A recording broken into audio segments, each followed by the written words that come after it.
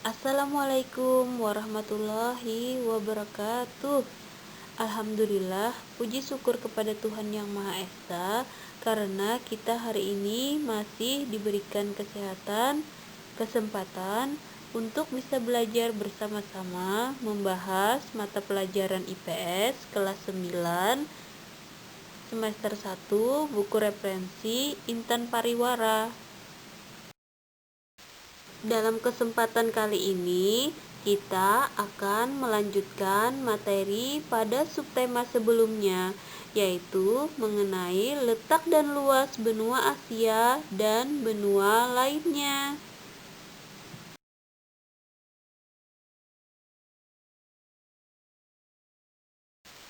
Tujuan pembelajaran kita hari ini yaitu yang pertama, peserta didik mampu mengidentifikasi perbedaan kondisi alam setiap benua dengan benar.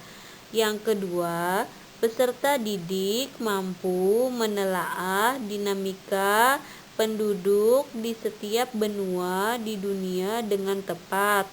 Yang ketiga, peserta didik mampu menelaah pengaruh interaksi antar benua dalam berbagai aspek kehidupan dengan tepat.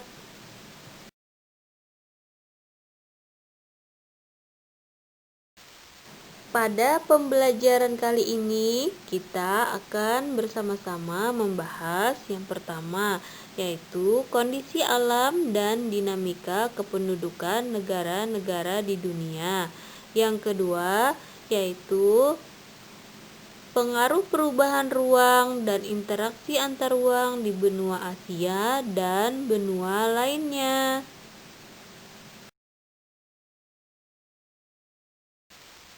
Di sini kita ambil contoh untuk benua Asia, ada Indonesia dan Korea Selatan. Untuk Indonesia beriklim tropis, kaya akan sumber daya alam seperti tambang, hutan, pertanian, dan perkebunan. Sedangkan Korea Selatan memiliki hutan tropis di sepanjang pantai selatan dan Pulau Jeju. Iklim Korea Selatan memiliki iklim sedang dengan 4 musim.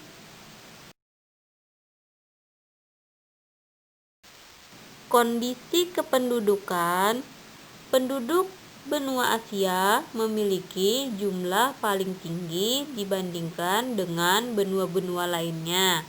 Keragaman budaya penduduknya pun juga sangat tinggi. Kegiatan ekonomi penduduk didominasi oleh sektor agraris dan industri.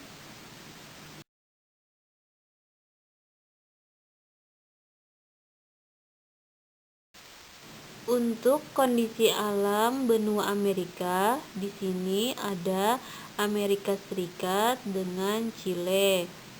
Untuk Amerika Serikat memiliki iklim sedang dengan 4 musim. Memiliki topografi yang beragam seperti adanya pegunungan, gurun, dataran rendah, dan gletser.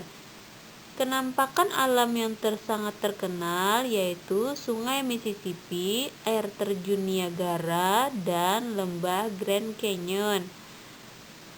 Sedangkan untuk Chile yaitu disebut sebagai negara terpanjang dan tersempit di dunia.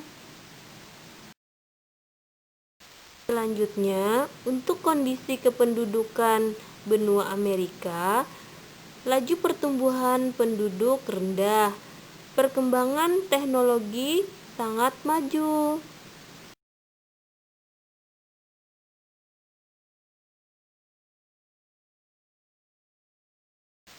Kemudian, kondisi alam benua Afrika.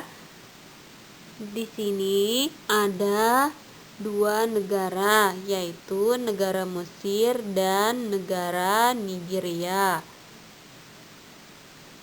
Negara Mesir memiliki iklim subtropis, dilewati oleh aliran Sungai Nil dan terdapat pegunungan Sinai. Sedangkan negara Nigeria beriklim tropis. Terdapat kenampakan seperti gurun pasir, padang rumput, gunung batu, dan rawa-rawa.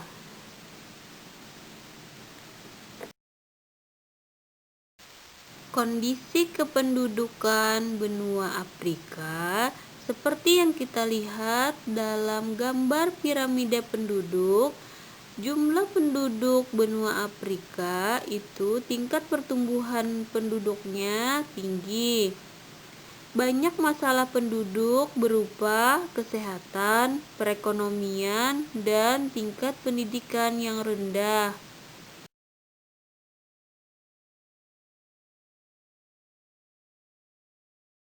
Kondisi alam benua Eropa, di sini kita ambil contoh, ada dua negara dari benua Eropa, yaitu negara Inggris dan negara Prancis. Negara Inggris memiliki iklim subtropis, sedangkan negara Prancis sebagian besar daratan di Prancis merupakan dataran rendah.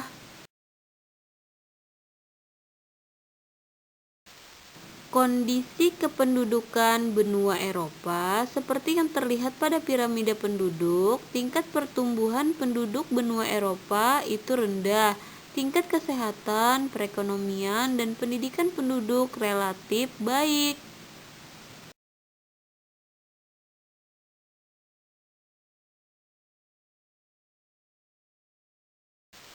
Kondisi alam benua Australia memiliki iklim tropis, subtropis, gurun, dan iklim laut sedang. Kondisi kependudukan benua Australia, perekonomian didukung oleh sektor pertanian, perkebunan, industri, dan jasa. Sedangkan untuk pertumbuhan penduduk lambat.